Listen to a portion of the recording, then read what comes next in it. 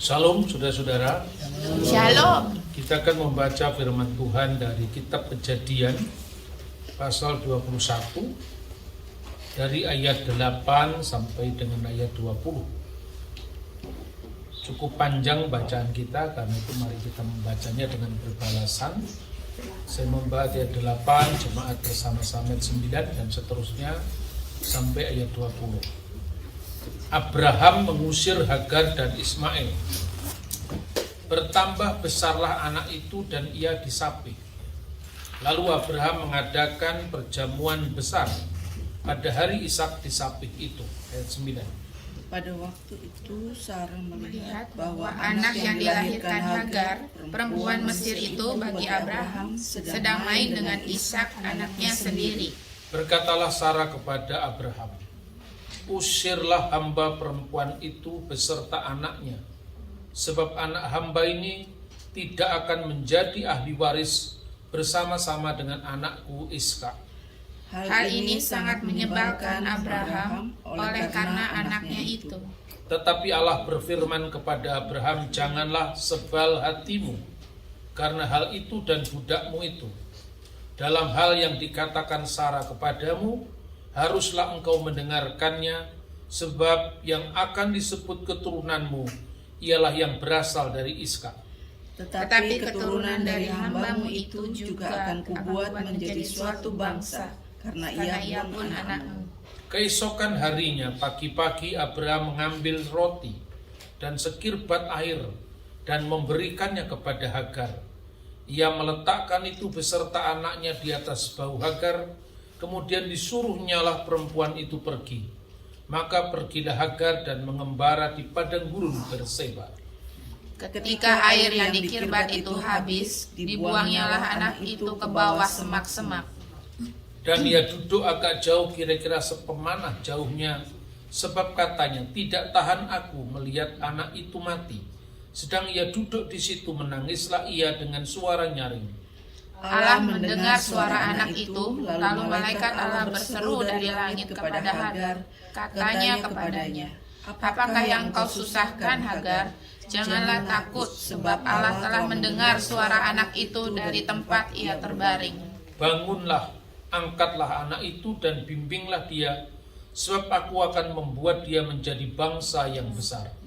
Lalu Allah membuka mata Hagar sehingga ia melihat sebuah sumur. Ia pergi mengisi kirbatnya dengan air, kemudian diberinya anak itu minum. Allah menyertai anak itu sehingga ia bertambah besar. Ia menetap di padang gurun dan menjadi seorang pemanah. Maka tinggallah ia di padang gurun Paran, dan ibunya mengambil seorang istri baginya dari tanah Mesir. Amin. Saudara-saudara yang terkasih dalam Tuhan, pada hari ini kita merenungi tentang Abraham dan istrinya, yaitu Sarah. Ketika hadir sebuah konflik dalam keluarga itu karena ada Ismail dan Hagar. Nah, saudara-saudara, kalau kita melihat narasi kitab suci tentang Abraham, pemanggilan Abraham diawali dari Alkitab yang dicatat dalam Kejadian pasal 12, di mana Abraham diperintahkan oleh Tuhan untuk meninggalkan negerinya, meninggalkan tempat kelahirannya ke suatu tempat yang akan ditunjukkan kepadanya.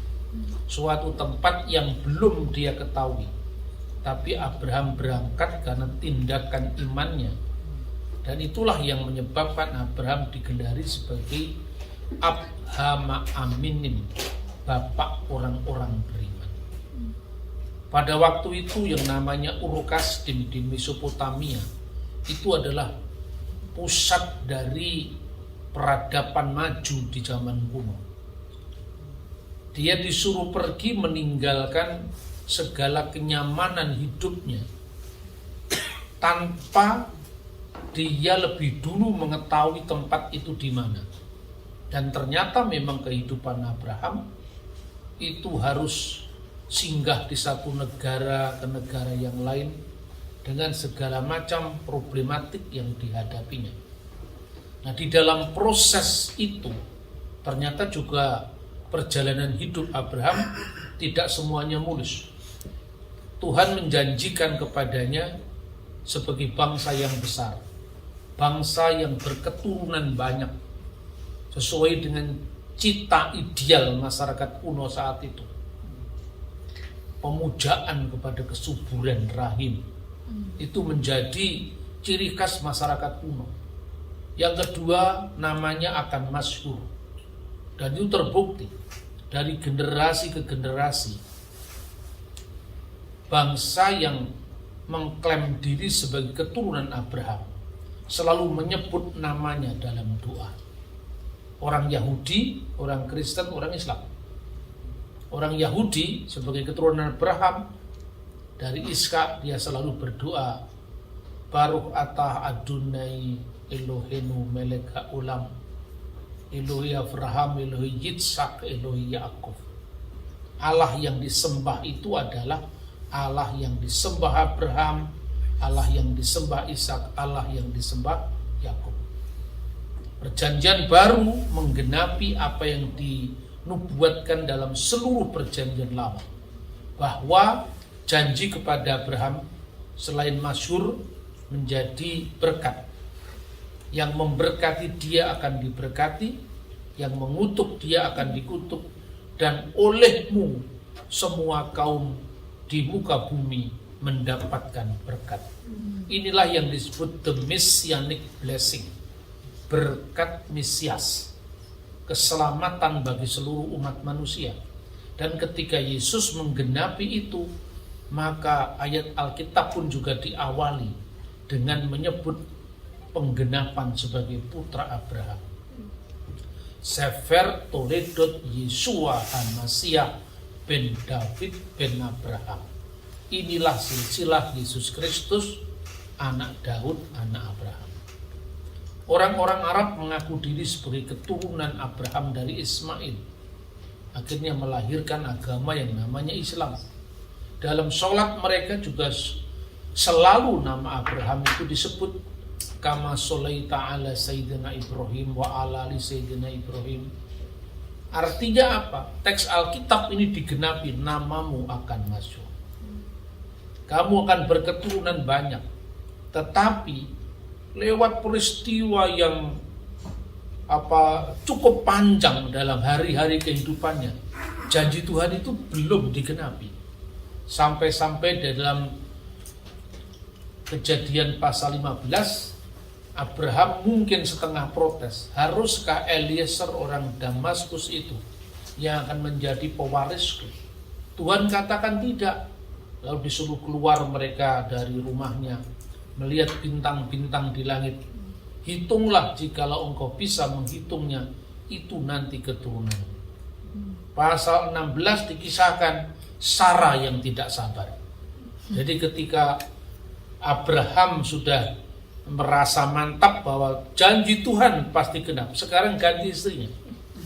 Engkau tahu Tuhan tidak memberiku seorang anak, karena itu ambillah hambaku itu supaya aku mendapatkan anak dari dia, hambaku orang Mesir yang namanya Hagar. Ini sesungguhnya tindakan untuk bertentangan dengan panggilan Abraham sendiri. Tinggalkanlah negerimu itu bukan sekedar meninggalkan batas-batas geografis, tapi juga meninggalkan budaya, tatanan hukum, perilaku, kehidupan sehari-hari yang tidak sesuai dengan rencana Tuhan. Apa itu? Di masyarakat kuno Mesopotamia, perempuan itu warga kelas 2. Karena itu apabila seorang laki-laki menikah dengan seorang perempuan, sama-sama orang merdeka, karena waktu itu masih zaman perbudakan. Perempuan merdeka ini tidak bisa memberikan anak pada suaminya, maka dia boleh meminjam rahim seorang budak agar dia memperoleh anak dari budaknya tadi. Dan itu yang dilakukan oleh Sarah. Tetapi saudara-saudara, lewat undang-undang itu, jadi undang-undangnya sudah ditemukan, namanya Undang-Undang Lipit Estar, delipit istarkun. Dan ketentuan semacam itu masih berlaku nanti misalnya di dalam undang-undang Hammurabi. Itu setelah zaman Abraham. Apabila sang hamba tadi punya anak dari suaminya tadi, maka hamba tadi akan menyerahkan anak itu pada nyonyanya dengan satu syarat. Itu menurut ketentuan undang-undang. Anak tadi harus lahir di rumah sang nyonya. Kenapa? Karena waktu itu belum ada tes DNA. Jangan-jangan itu bukan anak suaminya itu. Paham nggak? Itulah sebabnya maka di dalam Alkitab dijelaskan. Akhirnya toh Hagar hamil.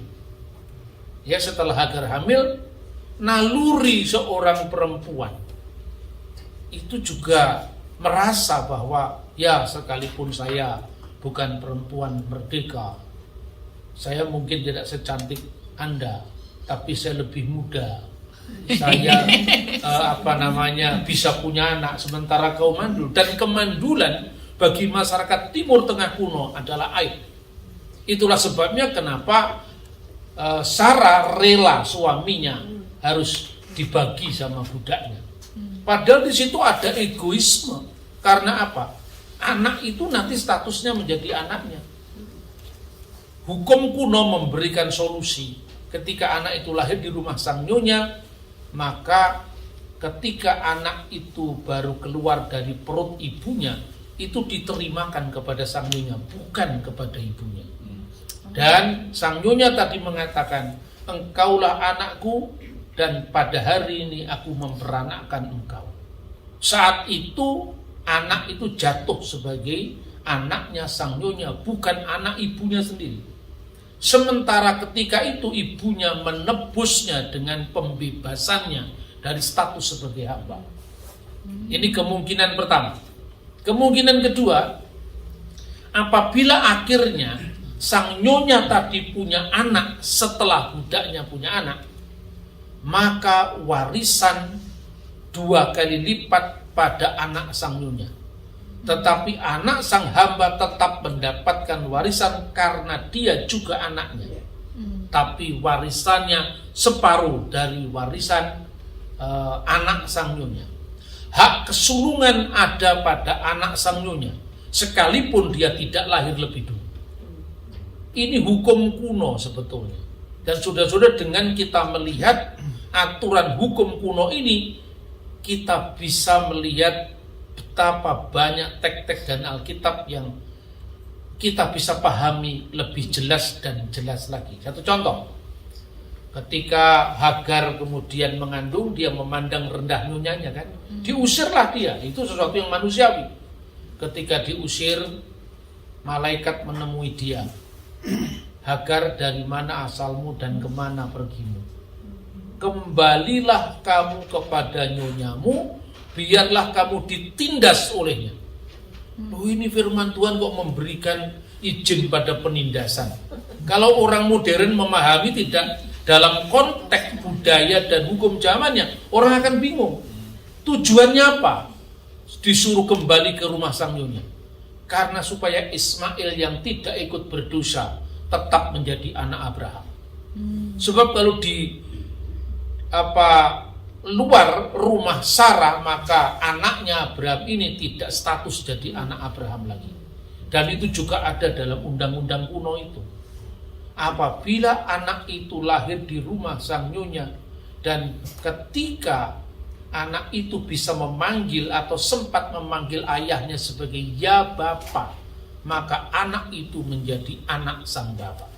Kalau tidak, status anaknya Ismail akan hilang. Betapa sedihnya kita menggambarkan Hagar ketika mendapatkan pengalaman itu. Tetapi Tuhan punya planning yang lebih daripada apa yang dipikirkan oleh Hagar. Karena Ismail tidak ikut salah. Apa salahnya Ismail? Dia tidak minta lahir di dunia kan?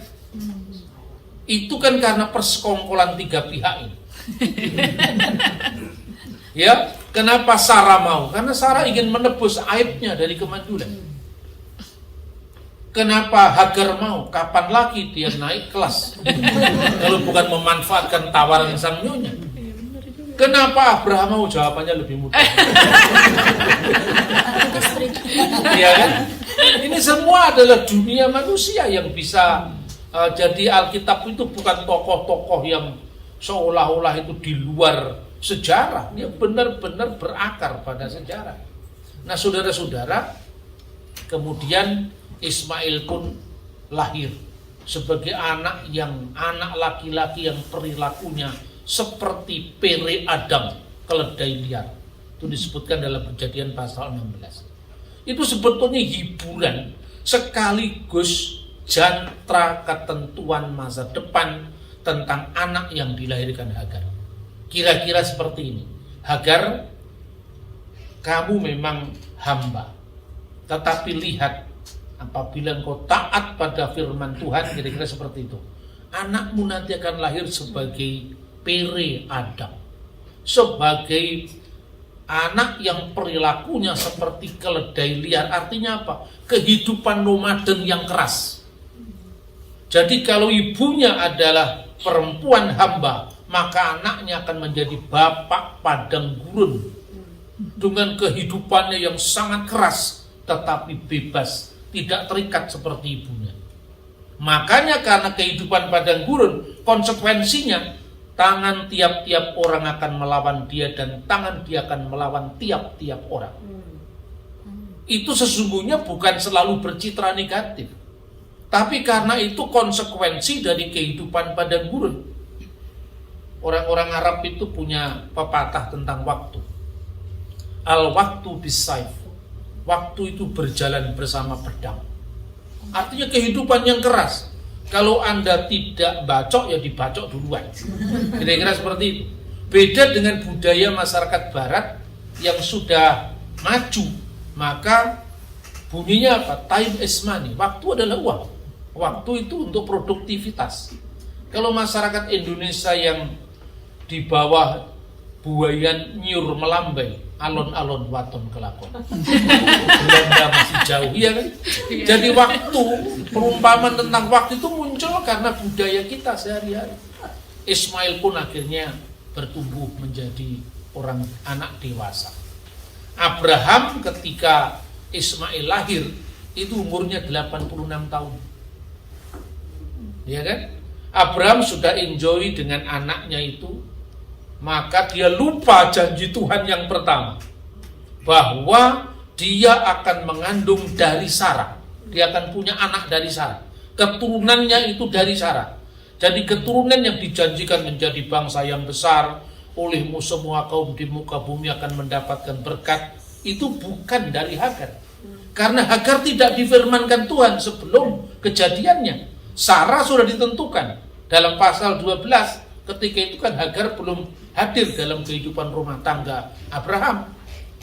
Biarlah Ismail ini hidup di hadapan hadiratmu. Tapi Tuhan mengatakan tidak. Yang disebut keturunanmu dari Sarah. Tetapi karena Ismail itu juga anakmu, maka dia tetap menjadi bangsa yang besar. Jadi janji itu kalau dipilah menjadi bangsa yang besar, diberikan pada Abraham, juga diberikan kepada Ishak, juga diberikan kepada Ismail, juga diberikan kepada Yakub. Tetapi untuk teks yang berbunyi terakhir, ayat terakhir dari ayat 3 pasal 12, olehmu semua kaum di muka bumi akan mendapatkan berkat. Anda cari di Alkitab, tidak untuk Ismail. Teks itu hanya bagi Abraham, Ishak dan Yakub. Olehmu semua kaum di muka bumi akan mendapatkan berkat. Tidak pernah diberikan kepada Ismail. Ayat-ayatnya jelas dalam kitab Kejadian. Kepada Abraham dijanjikan itu.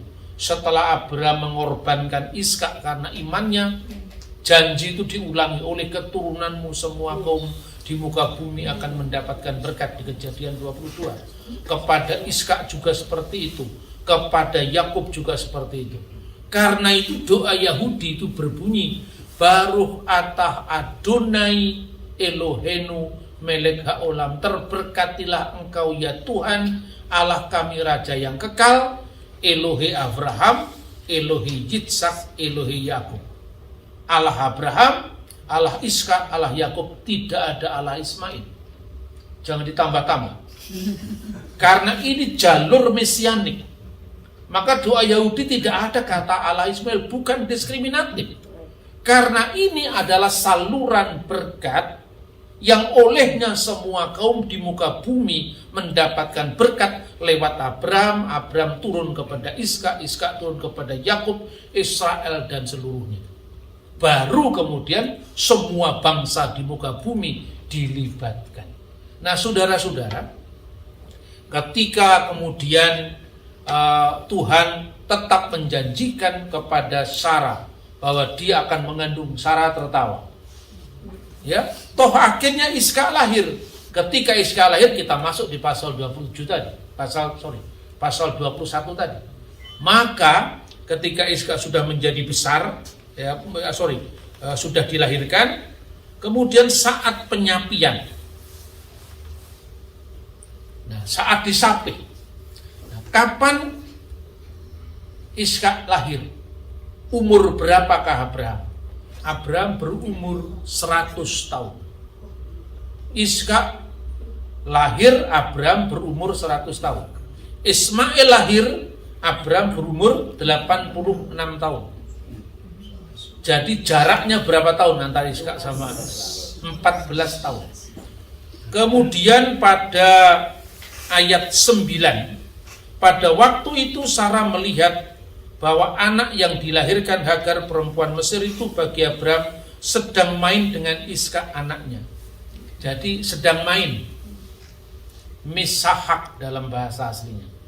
Anak umur 14 tahun, ya, ditambah 2 tahun. Kenapa ditambah 2 tahun atau 3 tahun?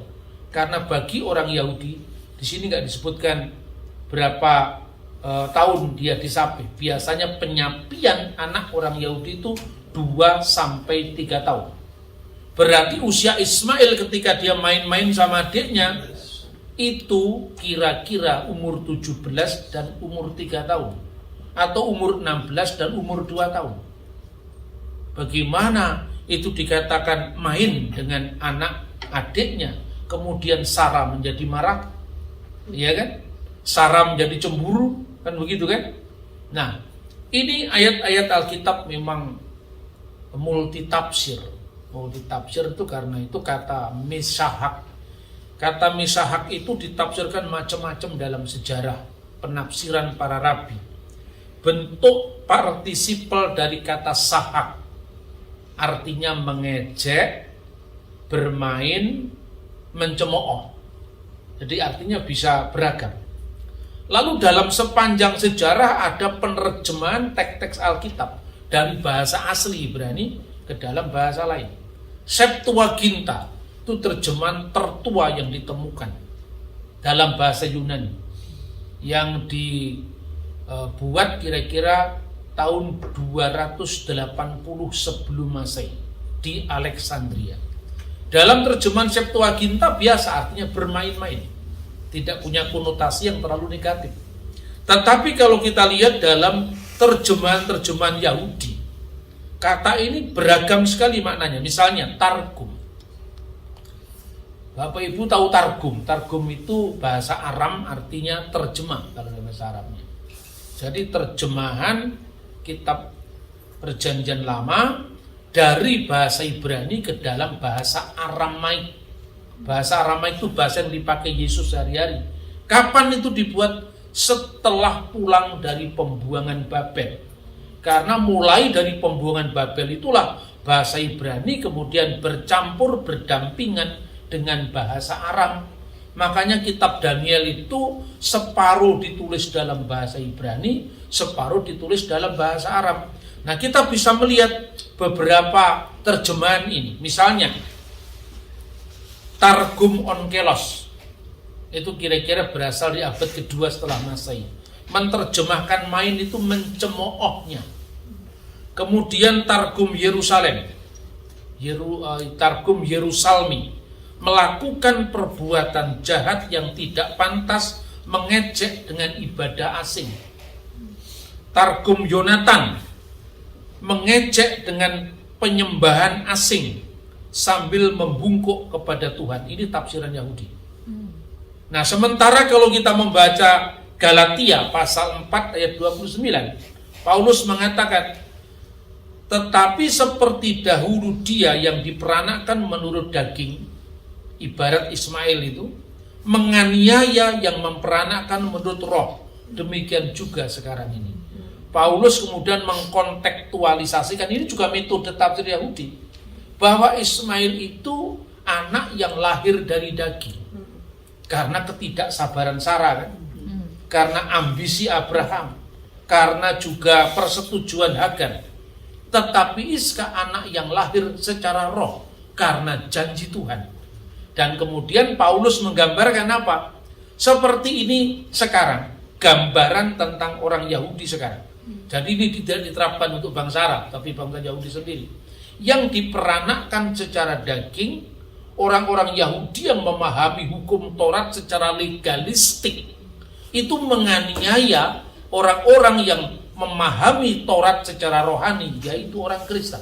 Kira-kira seperti itu. Karena apa? Ukuran-ukuran kedagingan beda dengan kriteria rohani. Jadi artinya, sejak zaman dahulu, teks yang berbunyi Mesahek itu juga dimaknai dengan beragam. Makanya kalau sekarang ini banyak orang-orang Islam yang khususnya yang para polemikus ya, yang memakai teks-teks Alkitab untuk membenarkan klaim-klaim teologis mereka, menghadapi begini juga bingung sendiri.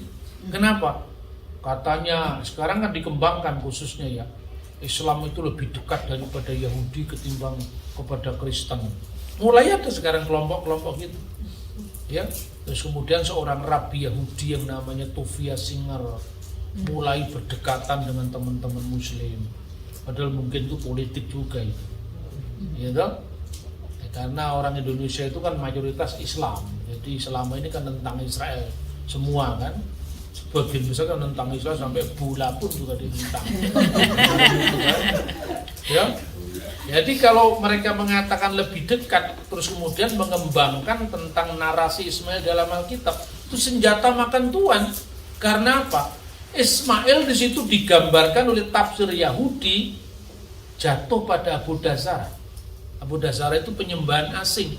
Itu bukan sekedar mengejek, bukan sekedar, kalau tafsir tertua kan mengejek itu. Ya, Septuaginta itu hanya main-main biasa. Tapi ada tafsir-tafsir Yahudi yang lebih tendensius terhadap Ismail. Yaitu apa? Mengejek dengan penyembahan asing dan membungkuk di depan Tuhan. Itu seperti mencampurkan agama, sinkretisme, penyembahan kepada Allah Israel dicampur dengan perilaku asing, perilaku penyembahan asing. Nah, kalau teks ini kemudian disejajarkan dengan polemikus Islam, itu senjata makan tuan.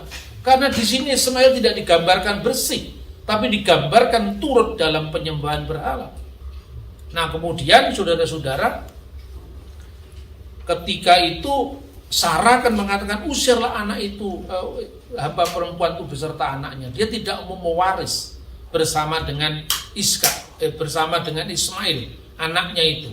Kemudian apa yang terjadi? Kemudian Abraham sebal, tentu hati seorang bapak bagaimanapun juga anaknya diusir kan juga sebal hati kan. Tapi kenapa Tuhan mengatakan jangan sebal hatimu Abraham? Apa yang dikatakan oleh Sarah itu supaya dipenuhi. Kenapa demikian? Rupanya Tuhan memiliki plan untuk kedua anak Abraham ini.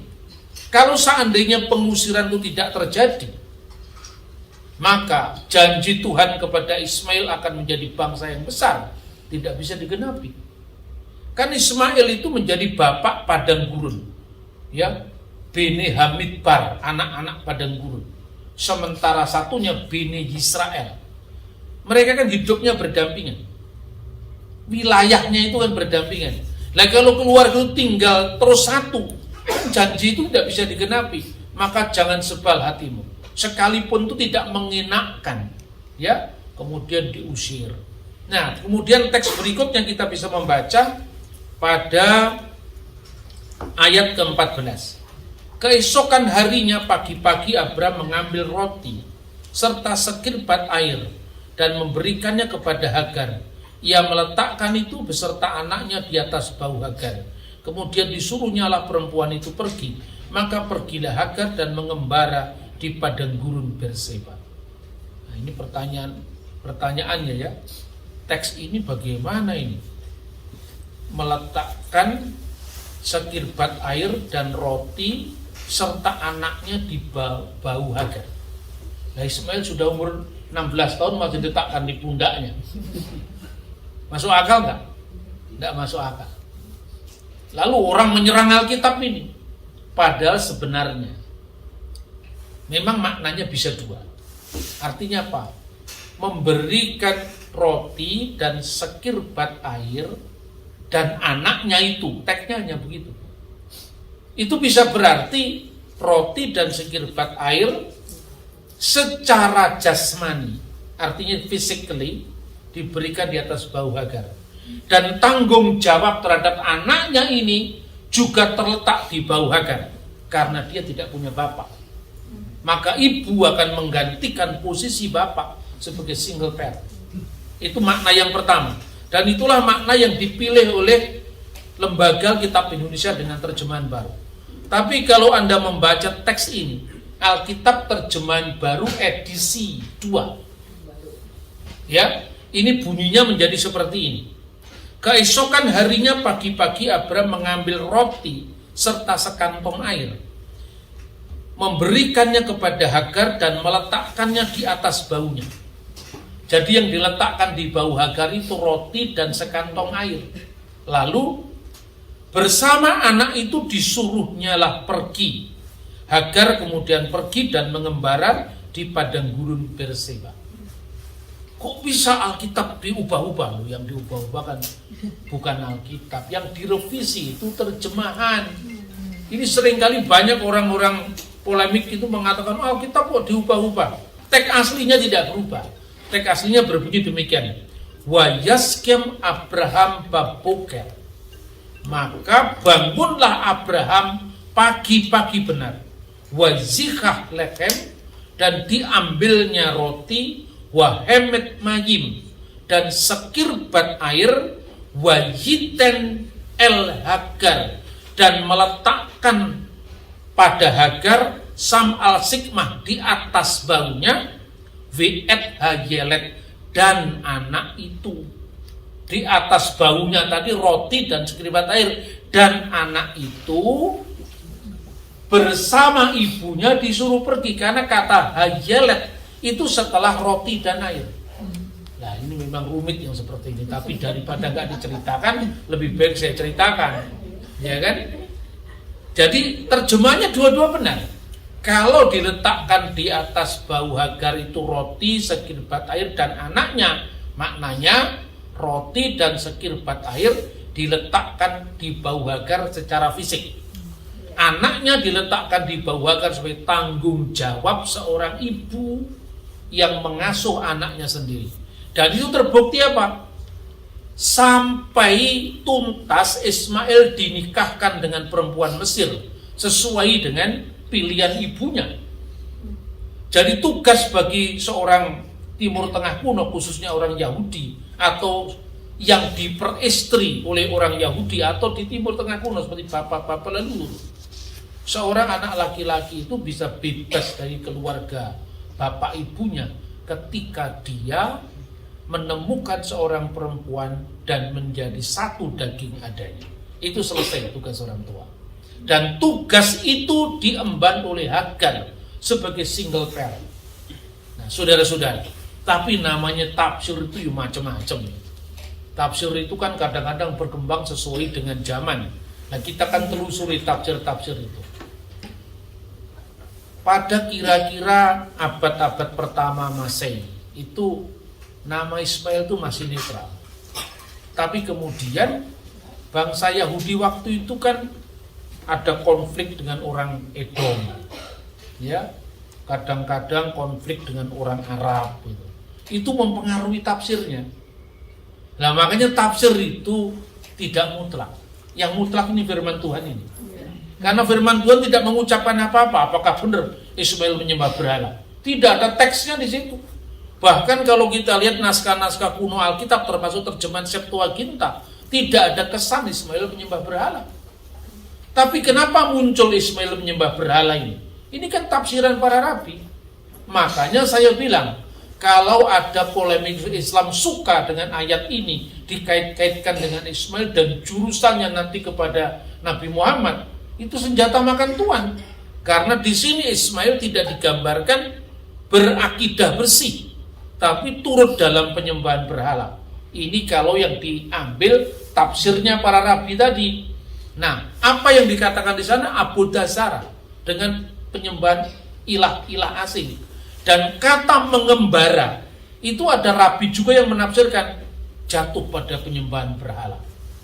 Lalu muncul sebetulnya problem utamanya apa? Teks ini utamanya begini. Pertama, orang Yahudi ingin memberikan sebuah solusi dalam komentari Alkitab mereka. Dan itu tentu karena zaman berbeda ya, situasinya berbeda. Memberikan kepada pergumulan teologis mereka. Artinya Israel jangan bercampur dengan bangsa-bangsa lain. Karena itu akan tidak menjaga kemurnian teologis mereka. Makanya selalu ada batas supaya jangan ada percampuran dengan orang Edom atau orang Arab. Satu. Kedua, bagaimanapun juga kan Ismail itu anaknya Abraham. Tuhan juga memberkatinya sebagai bangsa yang besar. Secara moral, kira-kira para rabi itu juga melihat bagaimana kira-kira nasib Hagar di pengembaraan itu. Lalu muncul tafsir satu pihak yang pertama tadi supaya Israel tidak campur baur dengan bangsa lain, kekudusannya harus dijaga. Tapi yang kedua, moralitasnya harus ramah terhadap semua orang. Keadilan harus diperjuangkan. Makanya muncul tafsir bahwa rekonsiliasi terhadap Ismail harus dilakukan. Itulah kemudian nanti ada buku tafsir Yahudi, namanya itu adalah Pirkei de Rabbi Eliezer. Itu kira-kira setelah zaman abad kedua. Namun demikian, penulisan teks-teks Yahudi itu mengalami perkembangan. Sumber pra-Islamnya ada, ya. Kemudian ketika zaman Islam, para rabi kan masih menulis-nulis itu sampai abad 11. Itu masih ada tafsirnya Razi, tafsirnya Rambam. Itu kemudian ada tantangan baru lagi. Teks Alkitab itu kemudian dikontekstualisasikan dengan tantangan baru. Maka satu, jangan dekat, jangan bercampur, jangan berbaur, jaga kekudusan Israel di tengah bangsa lain. Yang kedua, rekonsiliasi sesama keluarga Abraham harus dilakukan. Maka timbul suatu cerita. Cerita ini tentu tidak historis, Anda tidak percaya tetap bisa masuk surga. Ya, ceritanya begini dalam Pirkei de Rabbi Eliezer. Pirkei itu pasal tentang Rabbi Eliezer. Digambarkan begini. Suatu saat Abraham itu ingin mengunjungi anaknya Ismail. Tapi Sarah berpesan, kamu boleh mengunjungi anakmu, tapi jangan turun dari onta. Sapa saja. Cemburu gitu. Ada kecemburuan. Ini seperti drama saja itu. Kemudian Abraham datang kepada Ismail di kemahnya. Benar Abraham tidak turun dari onta. Lalu dia mengatakan, di sana ditemui istrinya Ismail. Namanya pun dikarang-karang. Nama istri Ismail itu adalah Aisyah. Apa ya ada kira-kira tahun 1900 sebelum Masehi ada orang namanya Aisyah. Itu kan setelah zaman Islam. Berarti buku ini sudah mengalami kompilasi penyesuaian pada zaman setelah Islam. Termasuk yang namanya Targum Yonatan tadi, yang mengatakan menyembah berhala dengan membungkuk di depan Tuhan tadi, ya kan? Nah, kemudian istrinya Ismail itu menemui Abraham dan mengatakan, istrinya itu orang Edom, minta di mana Ismail dan ibunya, kata Abraham. Ismail dan ibunya sedang mengambil kurma di kebun. Berilah aku seteguk air, karena aku ini sedang haus. Perempuan Moab tadi, istrinya Ismail, tidak memberikan seteguk air. Kemudian Abraham berpesan kepada si istri tadi, nanti kalau Ismail datang, katakanlah ada orang tua datang ke sini dan dia mengatakan, kamu ganti palang pintumu. Sudah gitu aja ya. Terus dia pulang. Ismail datang. Tadi ada orang tua minta seteguk air, saya tidak memberinya. Wah, kenapa kamu tidak memberinya? Apa pesannya orang tua tadi? Disuruh mengganti palang pintunya. Disuruh mengganti ambang pintunya. Itu artinya apa? Disuruh cerai. Akhirnya Pak Ismail tahu bahwa kesalehan anak itu separuh dari kesalehan orang tuanya. Oke, kalau begitu, kamu tidak berbakti sama orang tua. Tujuannya apa? Untuk menunjukkan moralitas orang Edom di bawah orang Israel. Makanya minta airnya nggak dikasih. Lalu Ismail baru dinikahkan oleh ibunya, dari suku ibunya, orang Mesir yang namanya Fatimah. Ini tafsir setelah zaman Islam tentu saja ya. Karena ya mana ada kira-kira 1900 sebelum Masehi masa ada nama Arab Fatimah. Ya kan? Fatimah itulah kemudian yang diperkenan oleh Abraham. Masih berlanjut tafsirnya di situ. Jadi ketika Abraham tahu bahwa Ismail sudah berganti pintunya tadi, berganti ambang pintunya tadi, maksudnya seorang istri itu seperti ambang pintu. Apapun yang dia lakukan, kalau dia menyambut dengan baik di depan ya akan baik, tapi kalau menyambut buruk ya akan buruk. Maka dia diibaratkan ambang pintu. Setelah ambang pintunya diganti, tidak lagi dengan orang Edom tapi orang Mesir aslinya, dari suku ibunya, maka menjadi baik-baik.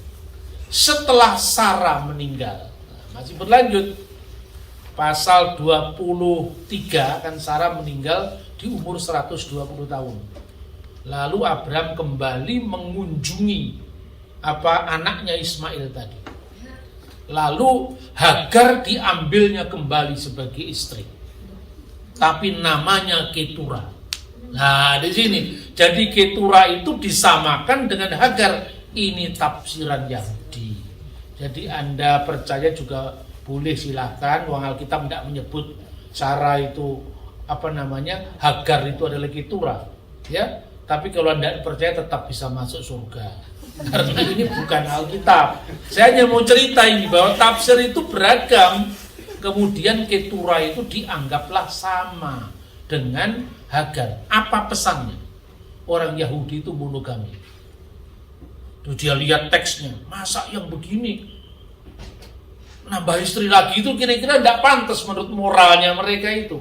Padahal tentu moralitas zaman Abraham itu berbeda dengan moralitas zamannya para rabi yang menulis kira-kira setelah zaman Islam itu. Saudara-saudara, beragam ya. Jadi kadang-kadang kita ini tidak bisa membedakan tafsir ini muncul tahun berapa, konteks sejarahnya apa, pesan teologis di belakang itu apa. Nah, dengan kita memahami teks-teks semacam ini dengan konteks zamannya, tafsir itu munculnya dari abad berapa, kita bisa melihat bahwa teks Alkitab ini inginnya selalu direlevankan dengan tantangan yang baru. Tetapi saya selalu mengajarkan, historisitasnya tetap harus kita lihat. Karena apa? Sejarah yang penuh bukti adalah mitra bagi iman yang penuh bakti. Iman itu harus menyejarah. Karena itu saya sampaikan, apa kira-kira tahun 1900 sebelum Masehi ada orang perempuan gadis namanya Fatimah dan Aisyah. Saya tidak percaya itu.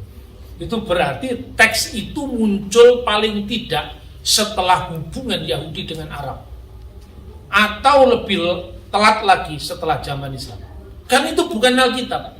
Itu tafsiran para rabi yang dikompilasikan terus dari zaman ke zaman dan selalu berkembang. Termasuk yang namanya Targum Yonatan. Targum Yonatan itu munculnya mungkin abad ke-8. Tapi kalau Targum Onkelos, itu terjemahan Aram dari Perjanjian Lama, itu mungkin saja pada abad kedua, karena memang kelihatan sekali kan dari teksnya itu, bahasa yang dipakai, suasana zaman yang melatar belakangi penerjemahan itu.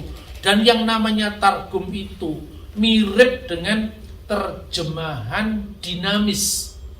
Kalau dalam bahasa Inggris itu mungkin dibandingkan dengan Today English Version, Contemporary English Version, seperti itu loh. Di situ apalagi yang lebih bebas lagi Living Bible, kira-kira seperti itu. Jadi jelas misalnya di Living Bible itu kan teks misalnya pada mulanya adalah firman dan firman itu bersama dengan Allah, itu Yesus sebagai firman yang praeksisten itu. Makanya ungkapan in the beginning was the word. The word diterjemahkan the Christ, itu keliru. Dalam terjemahan Living Bible kan in the beginning was the Christ.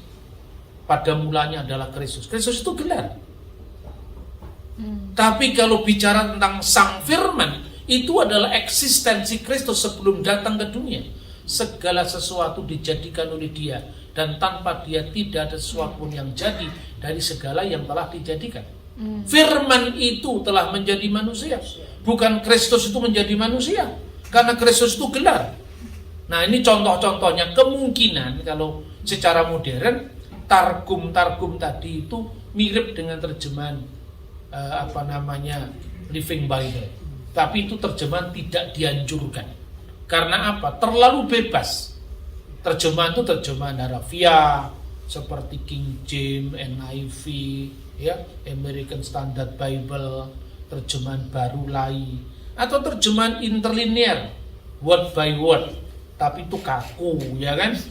Kaku karena sampai gaya bahasanya semua harus sesuai. Contohnya Bereshit bara Elohim, itu kata kerjanya mendahului Elohim. Jadi kalau diterjemahkan secara harafiah, bukan pada mulanya Allah menciptakan, tapi pada mulanya diciptakan Allah. Jadi Bereshit bara Elohim et hasamayim ve et haaret. Kalau terjemahan harafiah, pada mulanya Bereshit, bara diciptakan, Elohim Allah, et hasamayim langit, ve et haaret dan bumi. Terjemahan harafiah, pada mulanya diciptakan Allah akan langit dan akan bumi. Akan kemanakah engkau? Itu kalau terjemahan secara harafiah. Makanya supaya pantas tidak terlalu harafiah, pada mulanya Allah menciptakan langit dan bumi.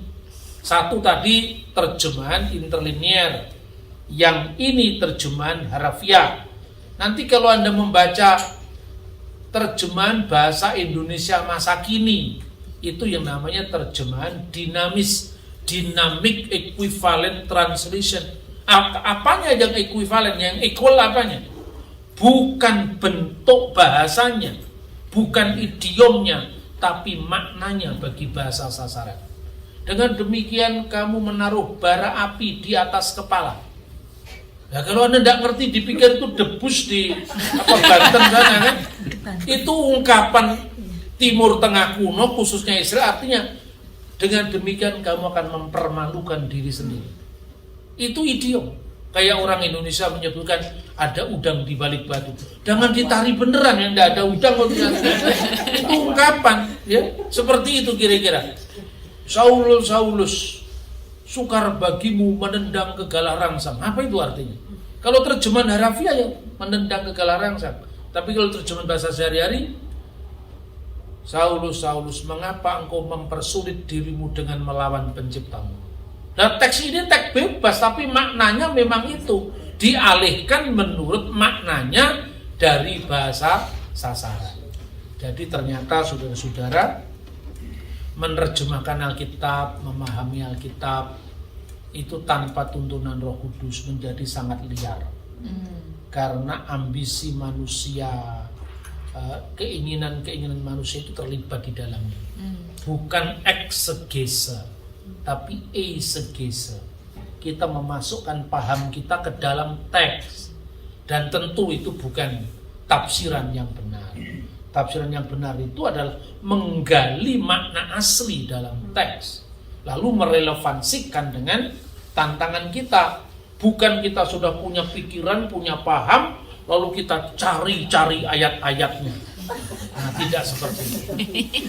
Nah, kiranya orang-orang yang sering ngutip-ngutip Alkitab tanpa melihat konteksnya, khususnya mereka-mereka yang tidak mengimani Alkitab, segera bertobat dari langkahnya itu. Karena apa, itu memang tidak cocok dengan agama apapun juga. Kalau ditafsirkan kan nggak boleh dengan semaunya sendiri. Tuhan memberkati kita. Semoga firman Tuhan ini lebih menuntun lagi kita dalam menemukan kebenaran.